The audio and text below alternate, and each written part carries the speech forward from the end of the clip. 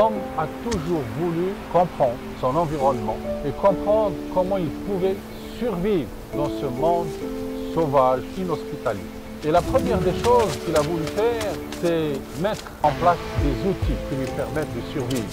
Il y a 2,8 millions d'années, on a découvert l'Homo erectus, l'homme qui a commencé à savoir que casser les pierres va donner des formes différentes, où l'homme a aussi découvert le feu. Il a découvert le feu aussi par hasard, en frottant du silex contre de la pyrite. Il ne savait pas que la pyrite, il y avait des étincelles qui se produisaient. Et c'est grâce à ces étincelles qu'il a pu savoir qu'il pouvait donner le feu.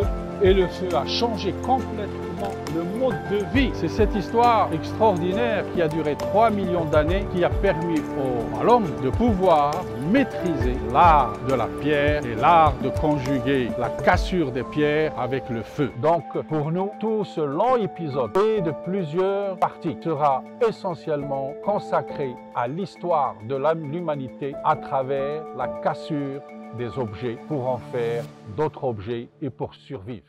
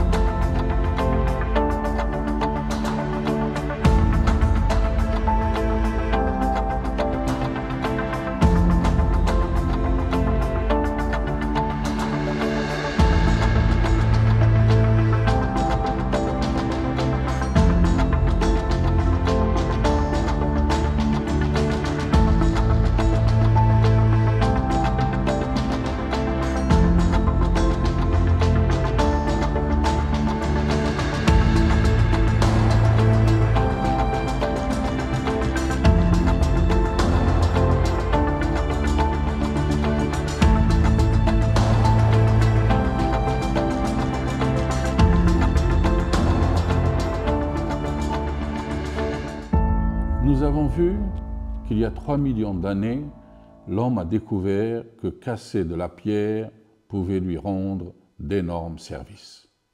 En fait, en cassant de la pierre, l'homme pouvait fabriquer des outils qui lui permettaient de survivre dans un milieu et un environnement agressif. Mais il y a 10 000 ans, l'homme a découvert une pierre de couleur verdâtre qui avait des propriétés exceptionnelles. C'était de la malachite, une pierre qui contenait des concentrations de cuivre importantes.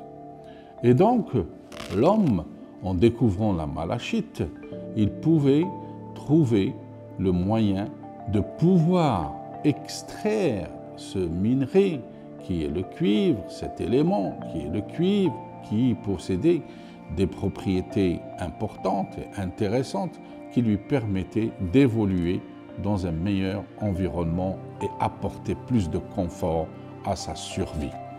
Et donc, la malachite qui contient beaucoup de cuivre, d'accord, il fallait trouver justement le moyen d'extraire ce cuivre. Et c'est là où tout le génie de l'homme et l'intelligence de l'homme a pu mettre en place un process qui lui permettait effectivement d'extraire ce cuivre dans la malachite. Et c'est la même chose pour tous les autres minerais que l'homme a découvert, extraire du cuivre, extraire de l'argent, extraire du fer, des minerais qui étaient tout autour de lui. Donc dans cet épisode, nous allons voir justement comment l'homme a pu transformer et extraire de la malachite le cuivre pur, et donc nous rentrons dans l'ère du cuivre ou dans l'âge du cuivre. Donc cet épisode est essentiellement consacré à l'âge du cuivre et en plus tard à l'âge du fer. Voilà, c'est ce que nous allons voir dans cet épisode.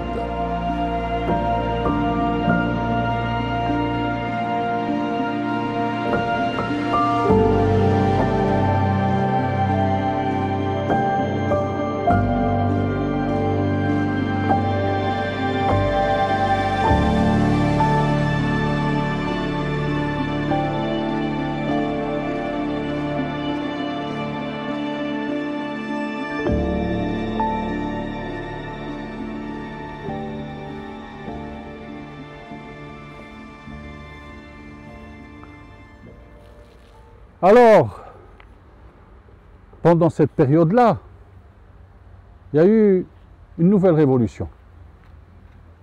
La révolution de l'argile et la naissance des potiers.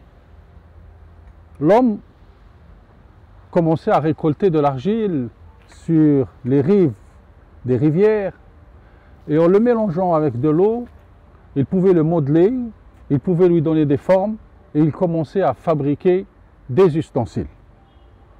En laissant cette argile sécher à l'air, il commençait à faire des formes, d'accord, des formes de creuset, des formes de différentes formes à partir de l'argile. Et puis, il remarqua que plus le feu est intense, plus ces formes faites avec de l'argile, brûlées dans de feu, devenait de plus en plus dur et de plus en plus résistant, plus le feu était intense. Et donc, pour avoir des feux de plus en plus intenses, l'homme devra découvrir les soufflets pour raviver le feu, pour avoir des feux plus intenses. Donc, l'homme avait découvert à l'époque les soufflets. Et c'est grâce aux soufflets que l'avènement et le développement de toute la poterie se fut.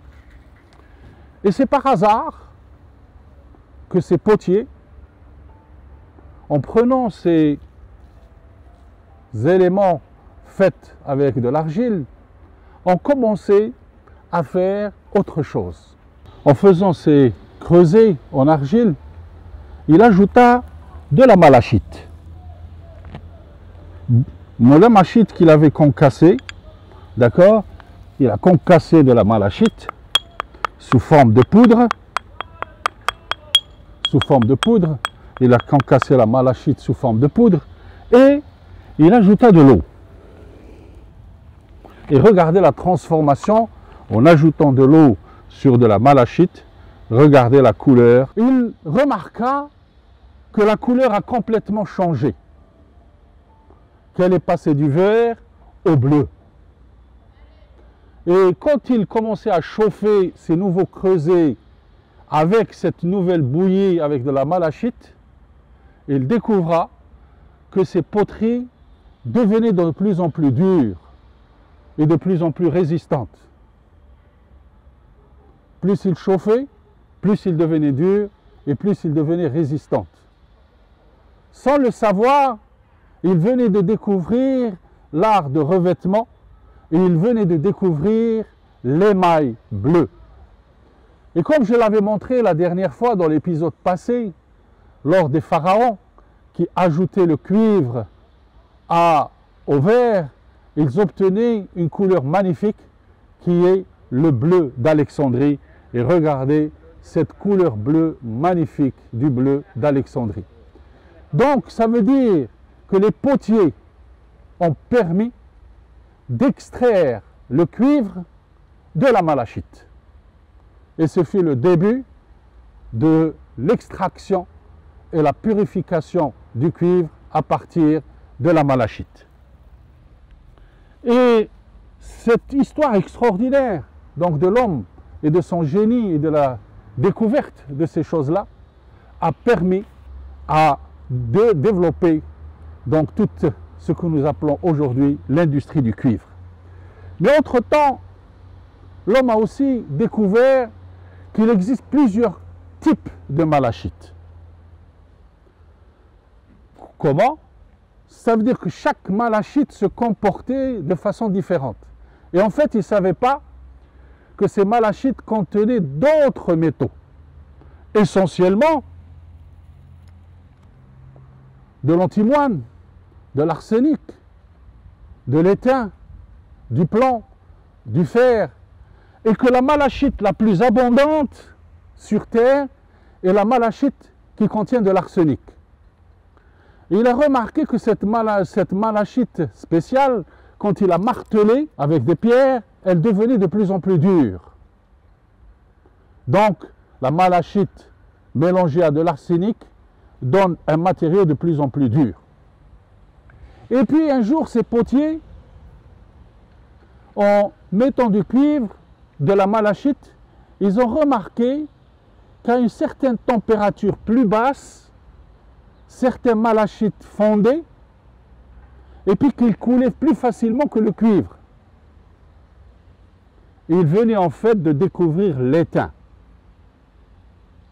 Et encore une fois, en mélangeant ce type de malachite avec une concentration bien définie de l'étain, ils venaient de découvrir un nouveau matériau encore plus dur et plus résistant.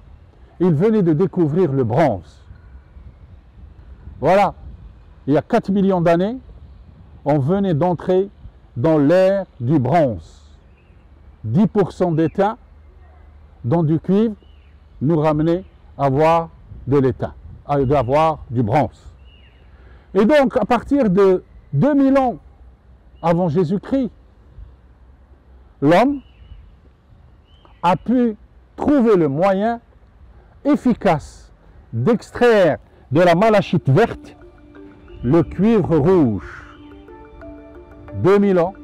Et c'était où? La première fois où on commençait de façon industrielle à produire du cuivre à l'échelle industrielle, c'était en Afghanistan.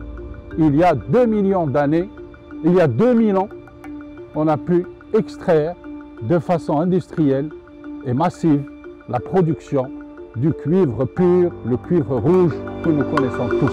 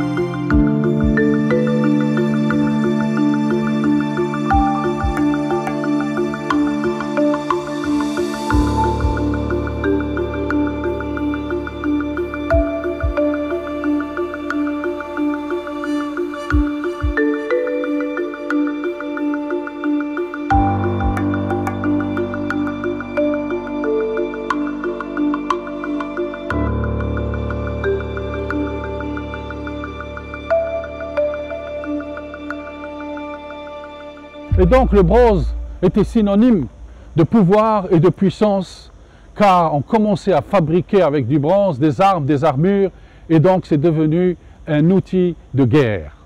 Mais les plus grandes mines de cuivre étaient à Chypre. Chypre, ou en anglais Cyprus, vient du mot romain, mot romain cyprium, qui veut dire cuivre, donc cuprus. Et donc voilà, donc le fait que le cuivre était ramené de Chypre, mais l'étain, pour fabriquer de bronze, on ne savait pas en fait. Et puis parfois les gens disent qu'on le ramenait d'Espagne et d'Inde. Et donc voilà un peu donc, comment on a mis en place tout un réseau de fabrication de bronze à partir du cuivre et de l'étain. Et donc vous avez vu donc toute cette histoire que nous avons racontée dans cette deuxième partie, c'est que l'homme a pu maîtriser un métal qui est le cuivre et en faire de sorte qu'il ait des propriétés différentes des pierres. Les pierres se cassaient, comme nous avons vu, ils donnaient des éléments tranchants, mais les métaux ne se cassaient pas aussi facilement et de la même manière que les pierres, mais ils avaient tendance à se déformer. Et c'est ainsi qu'on a commencé à travailler le cuivre en le martelant, en travaillant le bronze en le martelant et en donnant au bronze cet aspect tranchant pour pouvoir faire des armes. Et donc, voilà comment les hommes, l'humanité a progressé grâce à ce génie pour trouver d'autres matériaux pour des besoins différents et pour des utilisations différentes. Nous verrons la suite dans la suite de cet épisode.